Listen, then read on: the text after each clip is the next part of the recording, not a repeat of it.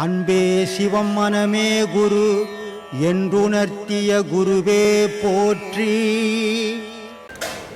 நம்ம மனசுக்கும் நம்ம கண் பார்வைக்கும் என்ன சொன்னது நிறைய தொடர்.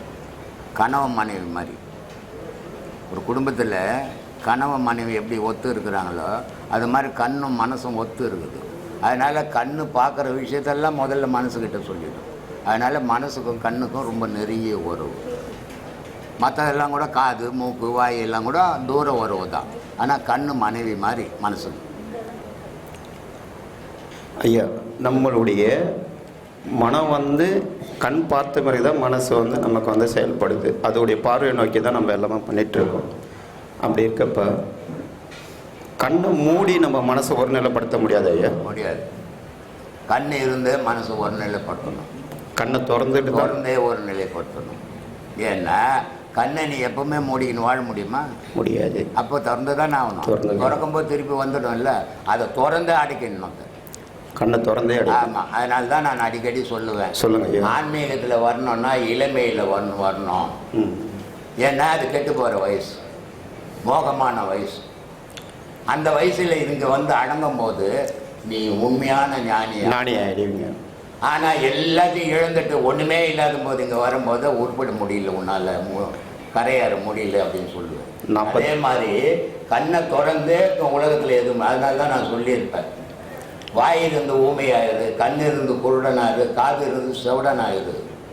அப்போ இது எதுவுமே உனக்குள்ளே போகாத அளவுக்கு நீ முன்ன உருவாக்கிக்கணும். ஆக்கும்போது உனக்கு பாதிப்பு வராது. சொல்லு.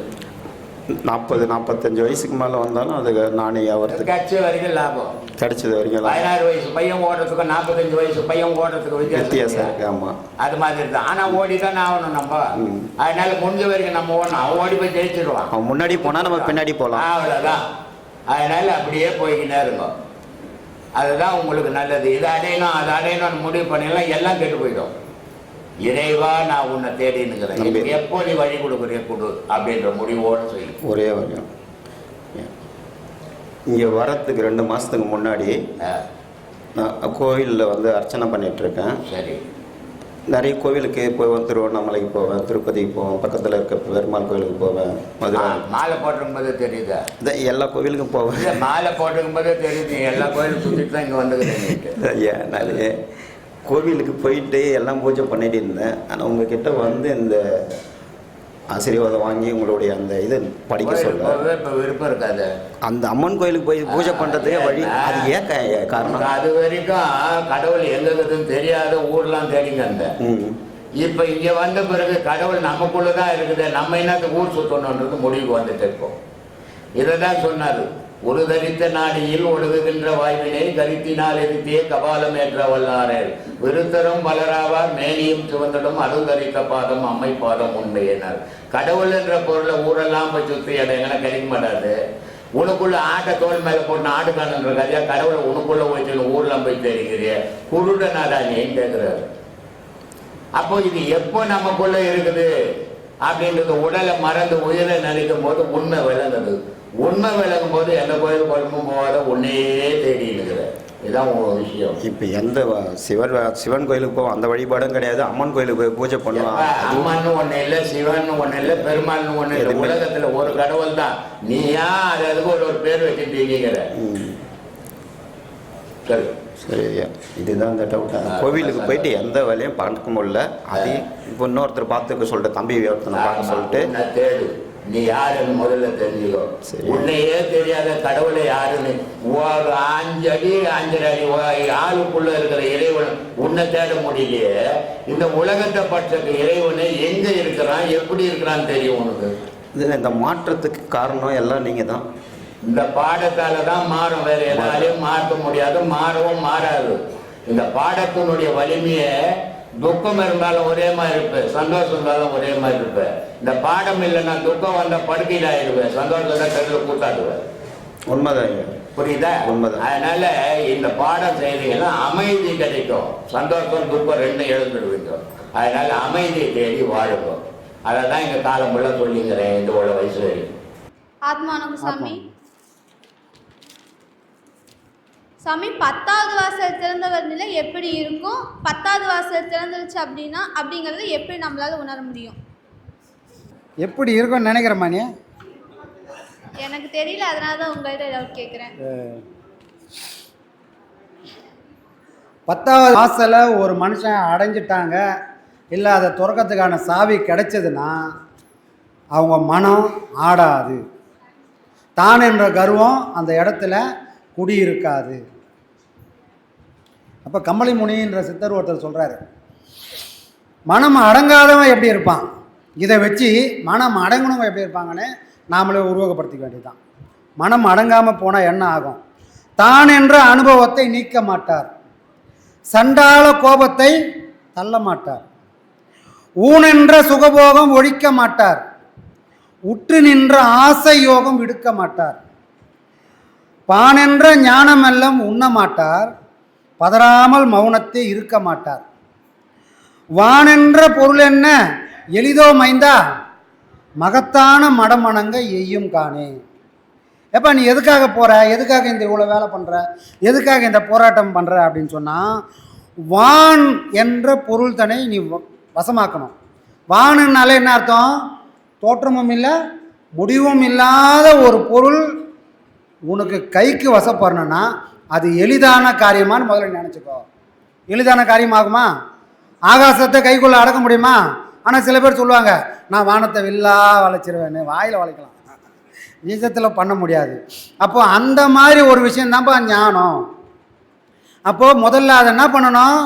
ஆகாசத்தை எப்படி பார்க்குறோமோ பிரம்மாண்டமாக, நீ போய் தேடி போகிற ஞானத்தையும் அந்த பிரம்மாண்டம் மாதிரி பார்க்கணும். அப்போ நீ அந்த பிரம்மாண்டமாக அதை நினச்சிட்டா நீ எப்படி இருப்ப அப்படின்னு சொல்ல வராரு. அது எளிதோ, வான் என்ற பொருள் என்ன எளிதோ மைந்தா, மகத்தான மடமணங்க எய்யும் காணே. அப்போ என்ன பண்ணோம்? இதுக்கு இவ்வளோ பெரிய விஷயம் உனக்கு புரிஞ்சா நீ என்ன பண்ணணும்? தான் என்ற மனமடங்க நீ முதல்ல அவர் என்ன பண்ணார்? தான் என்ற அனுபவத்தை நீக்க மாட்டார். நான் என்ற அந்த உணர்வை இந்த வழியில் வராத ஒருத்தன் விடவே மாட்டான். கண்ணு தெரியாத குருடன் எப்படி கோலை வச்சுக்கினே போயின்னு இருப்பானோ, தான் என்ற கர்வம் உள்ளவன் இதே மாதிரி போயின்னு இருப்பான், அவனுக்கு அனுபவம் வராது. அதுக்கப்புறம் என்ன பண்ணுவாங்க? சண்டாள கோபத்தை தள்ள மாட்டார். அவன்கிட்ட கோபன்றது குடியிருக்கும், அதை ஒரு நாள் தூக்கி போட மாட்டாங்க. ஏன்னா பார்க்க வேண்டியதை பார்த்தா இருக்க வேண்டியது இல்லாத போய்கிடும். இதுதான் விதி. ஊன் என்ற சுகபோகம் ஒழிக்க மாட்டார். இந்த உடம்புனால இந்த மனசுனால கிடைக்கக்கூடிய சுகபோகத்தை தேடி போவானே தவிர அதை துச்சம்னு தூக்கி போகிறதுக்கு தைரியம் இருக்காதுப்பா அவனுக்கு. ஏன்னா அவன் அனுபவம் வரலை. உற்று நின்ற ஆசை யோகம் விடுக்க மாட்டார். உன்னை எது தயார் பண்ண போதோ, உனக்கு எது பக்குவப்படுத்த போதோ அந்த யோகத்தில் அவனால் நிற்க முடியாது. தான் என்ற கர்வம் உள்ளவனால் ரொம்ப நாளைக்கு நிலைக்க முடியாது அந்த இடத்துல. பான் என்ற ஞானம் எல்லாம் உண்ண மாட்டார். அவன் யோகத்தை பண்ணாதனால அவனுக்கு கிடைக்க வேண்டிய அந்த ஞான வெள்ளத்தை சாப்பிட முடியாத ஒரு நிலைக்கு அவன் போயிடுவான். பதறாமல் மௌனத்தே இருக்க மாட்டார். மௌனத்தில் இருப்பான்னு சொன்னால் அவங்களால மௌனத்தில் இருக்க முடியாது. அப்போது மௌனம் என்ற ஒரு சித்தி யாருக்காவது சித்திக்கலைன்னு சொன்னால் 10வது வாசலை தேடி பயணம் பண்ணக்கூடிய கதவு யாருக்கும் திறக்காது. மனம் பேசாமல் இருப்பதே மௌனம் சித்தியானதற்கு சிறந்த இது. அப்போ நான் வாய் பேசாமல் இருக்கிறேன்பா அப்படின்றது மௌனம் இல்லை, மனம் பேசாமல் இருக்குது. மனம் எப்படி பேசும்? வாய் தானே பேசும். மனம் சிந்திச்சா மட்டும்தான் வாய் பேசும். மனம் சிந்திக்காத போது வாய் பேசுமானா வாய் பேசாது. ஆடு மாடு பேசுமா? பேசாது. ஏன்னா அதுக்கு மனம் இல்லை. ஆனால் மனுஷன் சதா பேசிகிட்டு இருக்கிறோம். காரணம் என்ன? சதா மனசு சிந்திச்சுக்கினுது. அப்போ மௌனம்ன்ற ஒரு விஷயத்தை பண்ணி அந்த சாதனையில் ஒரு மனுஷன் சித்தி ஆகிட்டானா, மௌன சித்தி அடைஞ்சிட்டால் அவங்களுக்கு மட்டும்தான் 10வது வாசலை எட்டி பிடிக்கிறதுக்கான அந்த வாய்ப்பு இறைவன் அவங்களுக்கு ஒரு முறை தருவான். எப்போ தருவான்? ஒரே முறை தான் தருவான். போய் உக்காந்துட்டோம், ஆக உன்னோட திறமையை பார்த்து இறைவன் கொடுத்துட்டான். ஒரு முறை கொடுத்ததை வாய்ப்பை தவற விட்டுட்டேன்னு சொன்னால் மறுமுறை அது சித்திக்காது. ஏன்னா அங்கே இருக்கிற பொருள் தூய்மையான பொருள். அந்த பொருளோட நீ போய் சேரணும்னா நீ சுத்தமாகாமல் அது உன்னை சேர்க்கவே சேர்க்காது. அப்போ இவ்வளோ பெரிய விஷயத்தை பாடுபட்டு நீ சேர்த்து அந்த இடத்துல கைக்கு கிடைச்சதை நீ விட்டுட்டேன்னு சொன்னால் இன்னொரு வாய்ப்பு இந்த இயற்கை இறைவன் குருநாதர் திரும்ப உனக்கு கொடுக்க மாட்டார். அப்போ கிடைச்சிச்சுன்னா அந்த இடத்த விட்டு அகலாமல் நம்ம நிற்கணும். அது ஒன்று தான் மௌனத்தில் நாம் ஊன்றி நிற்க முடியும். அப்போ தான் 9 வாசல் அடையும். 9 வாசல் அடைஞ்சால் 10வது வாசலை தேடி இயற்கையில் இந்த மூச்சு காற்று தானாகவே மேலே ஏறும். அப்போ தான் அதுக்கான வாசல் கதவை ஒருத்தரால் தட்ட முடியும். ஆனால் இது இப்போ இவ்வளோ வாயில் சொன்ன மாதிரி அவ்வளோ ஈஸியான விஷயம் இல்லை. அதுக்கு இவ்வளோ விஷயங்களை நாம் இயக்க தயாராக இருக்கணும். நானுன்றதை விட மாட்டேன், என் கோபத்தை விட மாட்டேன், இந்த உடல் சுகத்தை விட மாட்டேன். இப்படி எதையுமே விடாத மனுஷனுக்கு இறைவனும் எதையும் கொடுக்க போகிறதும் இல்லை. பாடம் பண்ணுவாங்க, நிறைய பேர் பாடம் பண்ணினேங்கிறாங்க. பல ஆசிரமத்திலாம் பாடம் வாங்கி பெரிய பெரிய பாடம்லாம் பண்ணுறாங்க. ஏன் முக்தி ஆக முடியல அப்படின்னு சொன்னால் இந்த குணங்களை யாரும் விடுறதுக்கு தயாராக இல்லை. இந்த அடையாளத்தோடவே பாடம் பண்ணி இந்த அடையாளத்தோடவே வெளியே வந்துடுறாங்க. பாடம் பண்ணுறதுக்கான நோக்கமே உன்னை கரைய வைக்கிறதுக்கு தான்.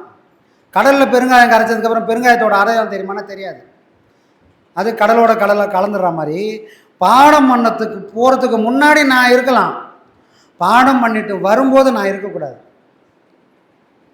அப்போ ஒரு இடத்துல உட்காந்து ஐயா பாடம் பண்ண சொல்கிறாரு, ஒரே இடத்துல உட்காருங்கப்பா, மாறி ஏறி ஒரு நாளுக்கு ஒரு இடம்லாம் போகாதீங்க, ஒரே இடம் உட்காருங்கன்னா. ஏன் அப்படி உட்காரணும்? நல்லா பாடம் பண்ணால் எங்கே வேணால் உட்காரலாமே. ஒரு நாளில் மரத்தில் உட்காரலாம், ஒரு நாள் மலையில் உட்காரலாம், எங்கே வேணால் போய் உட்காரலாமே. என்னப்பா பாடம் நல்லா பண்ணால் போதுமேனா? அப்படி இல்லை. இது ஒரே இடத்துல பாடம் பண்ண அந்த இடத்துக்கு ஒரு சக்தி பிறக்கும். திரும்ப போய் அந்த இடத்துல உட்காரும்போது மனம் எப்போ சஞ்சலம் பட்டது அப்படின்னு சொன்னால் நாம் பாடத்தை தொடரக்கூடாது. அந்த இடத்த விட்டு வெளியே வந்துடணும். வெளியே வந்துட்டு நிதானப்படுத்தினதுக்கப்புறம் தான் திருப்பி மனம் சகஜ நிலைமைக்கு வந்ததுக்கப்புறம் தான் அந்த இடத்துல போய் பாடம் பண்ணணும். ஏன்னா அந்த பாடம் எவ்வளோ புனிதமானதோ பாடம் பண்ணக்கூடிய இடமும் புனிதமானது. அப்போ இந்த மரியாதையை அந்த இடத்துல நாம் கொடுத்தா என்ன ஆகும் அப்படின்னு சொன்னால், நம்ம வாழ்க்கையில் எல்லா கேள்வியும் பதில் மற்றவங்ககிட்ட கேட்டு டிஸ்கஸ் பண்ணி விடை தேட முடியாது. நம்ம மனசுக்கு எல்லா கேள்வியும் எல்லார்கிட்டையும் கேட்டுவும் முடியாது. அது சில நேரங்கள் தவறாக கூட போயிடலாம். அந்த மாதிரி குழப்பமான ஒரு சூழ்நிலைகள் எப்போல்லாம் உங்களுக்கு வருதோ, இவ்வளோ புனிதமாக நீங்கள் அந்த இடத்த பாதுகாத்தீங்கன்னா, இந்த மாதிரி ஒரு சூழ்நிலை உங்களுக்கு வாழ்க்கையில் எட்டி பார்க்கும்போது அந்த இடத்துல போய் உக்காந்திங்கன்னா உங்கள் மனம் கேட்கக்கூடிய அந்த கேள்விக்கு அந்த இடம் உங்களுக்கு பதிலை சொல்லும். அப்போது நாம் எல்லாத்தையுமே புனிதமாக தான் பார்க்கணும். பாரதியார் சொன்ன மாதிரி தான், எழுத்தும் தெய்வம் எழுதுகோலும் தெய்வம்னார் அவர். தெய்வம் எழுத்து தான் தெய்வம், அதை கண்ணில் ஒத்திக்காதரா. இதை எழுதுன எழுதுகோல் கூட தெய்வம் தான். எல்லாத்தையும் தெய்வமாக பார்க்க நீ தயாராகிட்ட, எல்லாத்துலேயும் புனிதம் இருக்குது, எல்லாத்துலேயும் சக்தி இருக்குதுன்னு நாம் தயாராகி உணர ஆரம்பிச்சிட்டோன்னு சொன்னால் அந்த எல்லாமே நமக்கு வளைஞ்சு கொடுக்க ஆரம்பிச்சிடும். எல்லாத்துலேயும் புனிதம் உண்டு. புரியுதுங்களா? அப்போ ஐயா எதுக்காக ஒரு இடமா பண்ணுங்கன்னு சொன்னாருன்னா இந்த இதுக்காக தான். எல்லா இடத்துக்கும் எல்லா கேள்விக்கும் நானே வந்து உங்களுக்கு பதில் சொல்ல முடியாது. நீங்களே அதுக்கான சக்தியை உருவாக்குங்க. அதுக்கு முதல்ல நீங்கள் மரியாதை கொடுங்க. அந்த இடம் புனிதமான இடம்னு நீங்கள் முதல்ல நினச்சிக்கங்க. அப்போ தான் அதுக்கு சக்தி வரும். வீட்டில் 1000 இடம் இருக்கலாம், சமையல் ரூம் இருக்கலாம், பூஜை ரூம், பெட்ரூம் இருக்கலாம், வாசல் இருக்கலாம், எல்லா இடமும் இருக்கலாம். ஆனால் நீங்கள் உட்காரக்கூடிய இடன்றது இறைவனும் நீங்களும் கனெக்ட் ஆகக்கூடிய ஒரு இடம்ன்றதை முதல்ல புரிஞ்சுக்குங்க. அந்த இடத்துல போனால் தான் நாமளும் அவனும் கனெக்ட் ஆகும். ஒரு நாளைக்கு ஒரு வேஷம் போடுற மாதிரி ஒரு நாளைக்கு ஒரு இடம் போக முடியாது. ஆனால் சந்தர்ப்ப சூழ்நிலையில் ஒரு சிலருக்கு இது அமையாது. சூழ்நிலை எல்லாருக்கும் ஒன்றா இருக்குமா? சொந்த வீடாக இருந்தால் நான் ஒரே இடத்துல இருக்கலாம், வாடகை இருக்கதே ஒரு ரூம் தான் சாமி, அதில் எங்கே பண்ணுறேன்னா அவங்களுக்கு இது ஒரு பிரச்சனை எடுத்துக்க வேண்டாம். எங்கே கிடைக்குமோ எந்த நேரம் கிடைக்குமோ அந்த இடத்துல அவங்கள பயன்படுத்திக்கலாம். ஆனால் வாய்ப்பு உள்ளவங்க இந்த விஷயத்தை தவற விட்டுடாதீங்க. இது பின்னால் ஒரு பெரிய விஷயத்துக்கு தூண்டுகோலாக அது இருக்கும். புரியுதுங்களா? நன்றி. ஆத்மா.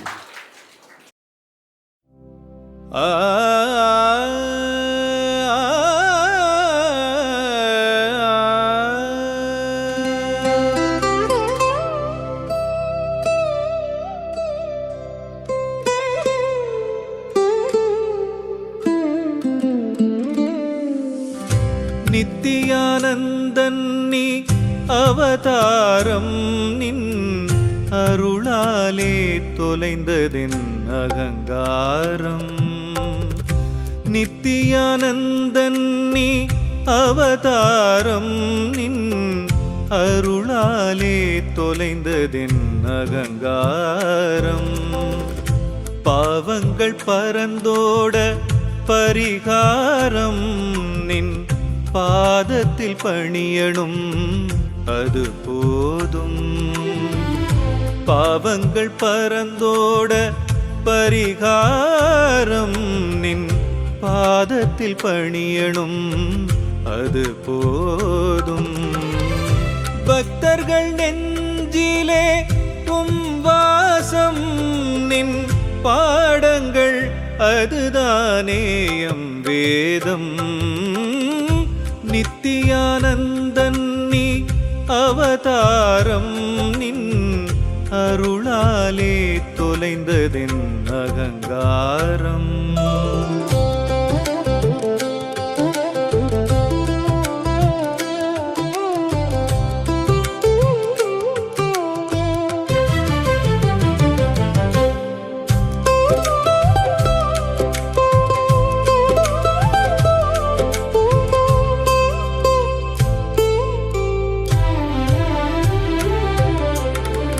வெயில் தனில் இளைப்பார மரம் வேண்டும் எம் வேதனை தீர உன் நிழல் வேண்டும். மழை வர காத்திட குடை வேண்டும் எம் மனக்குறை தீர உன் அருள் வேண்டும். மழை வர காத்திட குடை வேண்டும் எம் மனக்கு